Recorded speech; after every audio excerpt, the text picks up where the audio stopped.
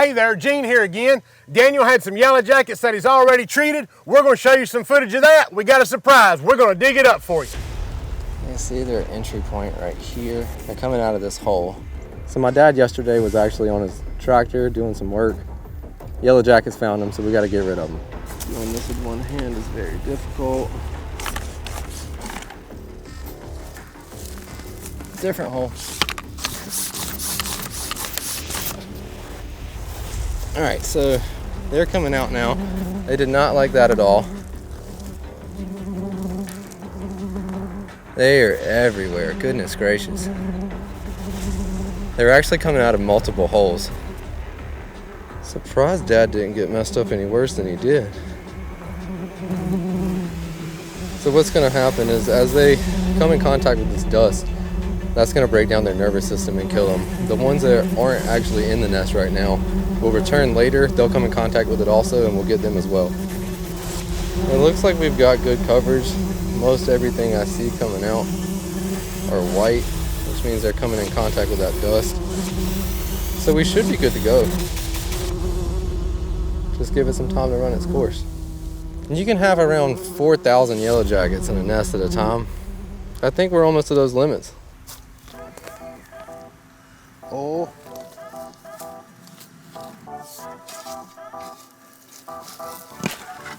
Oh, there it is. As you can see, we've dug up a small section of the nest here. As Daniel was telling you, there can be thousands of these yellow jackets in a colony.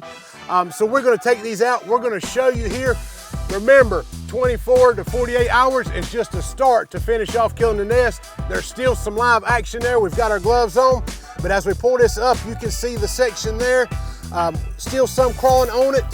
May still be some alive in there, several dead there. But this is how, just like a wasp nest, regular paper wasp, you'll see this hanging up like this on your house and things like that.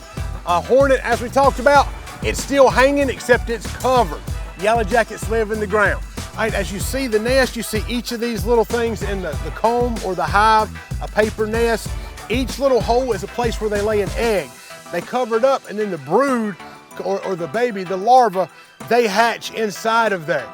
A lot of these guys will be the workers and not the foragers. So these guys will be males, they'll be infertile females that are unable to leave the nest.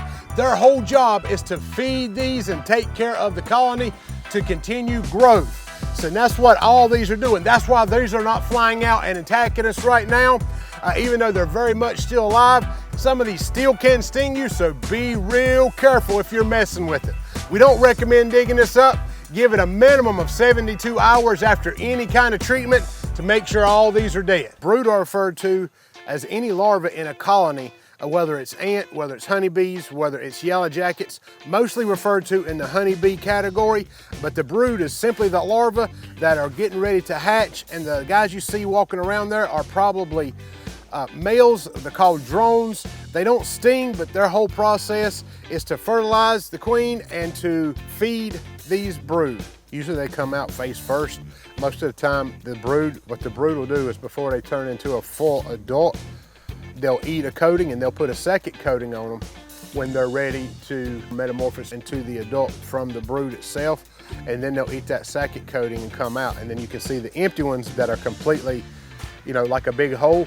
Those are ones that the egg hatched, they ate the top of it, they replaced it with another coat, then they've come out as adults. Every hole that you see there is a wasp that's come out. So if you can count those, you can tell how many wasps have come out, but you have to do it for the whole colony. You can see some of the little pieces that we brought out have no coverings on them. So those are the first. So the queen actually goes in there, and what the queen does is the queen makes a small little nest, lays about 3 to 6 eggs, goes out, collects pollen.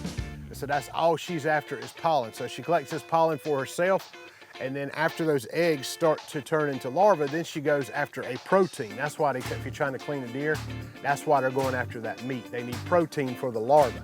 The adults only eat pollen. The larva eats protein. All right, I think that's got it for these guys. Check out the Bug News Network to see how these guys differ from wasps and hornets. Like and subscribe for more videos. We'll be back soon. Hope you will. Oh.